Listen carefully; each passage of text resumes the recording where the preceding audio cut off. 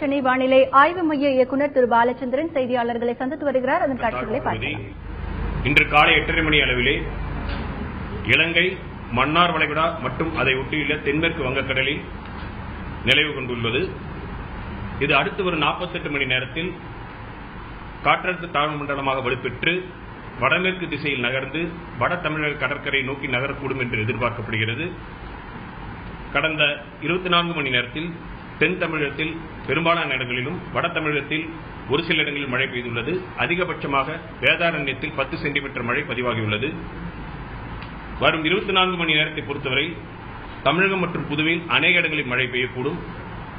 கனமழை பொறுத்தவரையில் தென் தமிழகம் மற்றும் வட தமிழக கடலோர மாவட்டங்களில் ஒரு சில இடங்களிலும் உள் தமிழக மாவட்டங்களில் ஓரிரு இடங்களிலும் கனமழை இருக்கக்கூடும். சென்னை பொறுத்தவரை அவ்வப்போது விட்டுவிட்டு மழை பெய்யும், சில சமயம் பலத்த மழையாக இருக்கக்கூடும். கொஞ்சம் கொஞ்சமா மழை ஏறும். இப்ப இருந்து கொஞ்சம் கொஞ்சமா விட்டு விட்டு மழை. சென்னை பொறுத்தவரைக்கும் கொஞ்சம் கொஞ்சமா மழை அதிகரிக்கும். ஆமா,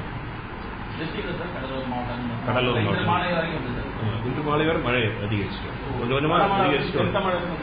ஆமா, தென் தமிழகம் மற்றும் வட கடலோர மாவட்டங்கள் ஒரு சில இடங்களில் கனமழை, உள் மாவட்டங்களில் ஓரிரு இடங்களில் கனமழை.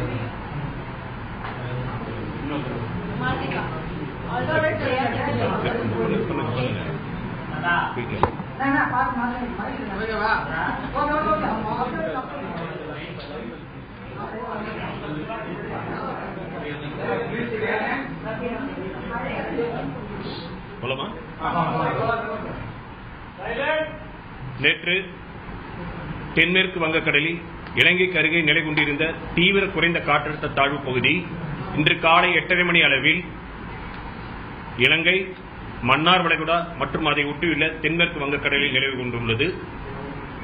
இது அடுத்து வரும் 48 மணி நேரத்தில் காற்றழுத்த தாழ்வு மண்டலமாக வலுப்பெற்று வடமேற்கு திசையில் நகர்ந்து வட தமிழக கடற்கரை நோக்கி நகரக்கூடும் என்று எதிர்பார்க்கப்படுகிறது.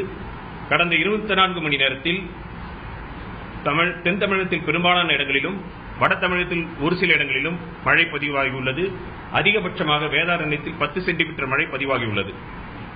வரும் 24 மணி நேரத்தை பொறுத்தவரையில் தமிழகம் மற்றும் புதுவையில் அநேக இடங்களில் மழை பெய்யக்கூடும்.